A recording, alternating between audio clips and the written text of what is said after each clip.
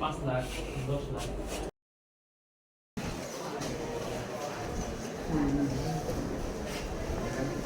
প্রতি পদে পদে হয়রানি, ঘুষ, বাণিজ্য এরকম নানা রকম অস্থিতিশীল পরিস্থিতির মুখোমুখি হন বলে আমাদের দুর্নীতি দমন কমিশন প্রধান কার্যালয়ে একটা অভিযোগ ছিল।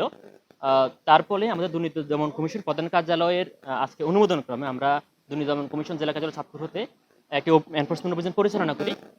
এনফোর্সমেন্ট অভিযান পরিচালনায় আসার পর আমরা বিগত দিনে যে দলিল সম্পাদিত হয়েছে, যে সমস্ত নকল তুলে নিয়ে গেছেন সেবাগ্রহীতারা, আমরা এরকম দৈব শ্রেণীর ভিত্তিতে কয়েকটি দলিল আমরা দেখি, দলিলের সাথে সকল রেকর্ডপত্র ঠিক আছে কিনা, যা নেওয়া দরকার সেগুলো যাচাই বাছাই করে দলিল করা হয়েছে কিনা, বা যারা নকল তুলে নিয়ে গেছেন ও সমস্ত সেবাগ্রহীতাদেরকে বাড়তি টাকা দিতে হয়েছে কিনা, আমরা এরকম দৈব শ্রেণীর ভিত্তিতে কয়েকটি যাচাই বাছাই করি। আমরা সেবাগ্রহীতাদের সাথে কথাও বলি।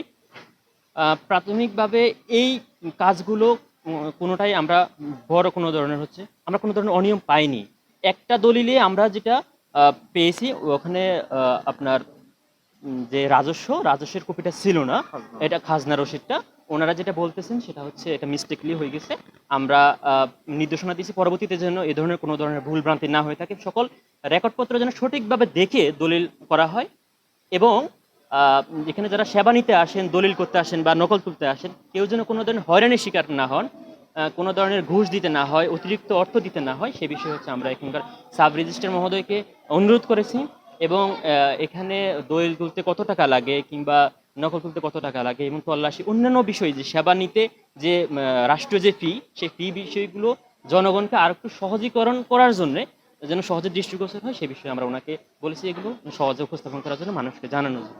আমরা বিনীতভাবে অনুরোধ করবো আপনাদের মাধ্যমে, যারা হচ্ছে হয়রানি বা স্পেসিফিক ঘুষ দাবি করে যাদের কাছ থেকে বা বেশি টাকা দিতে হয়, এরকম যদি কোনো অভিযোগ থাকে আমাদেরকে একেবারে স্বনামে যদি আমাদেরকে অভিযোগ দেন, তাহলে হচ্ছে যে আমরা প্রয়োজনীয় ব্যবস্থা নেব এবং সাথে সাথে আমরা ব্যবস্থা নেব।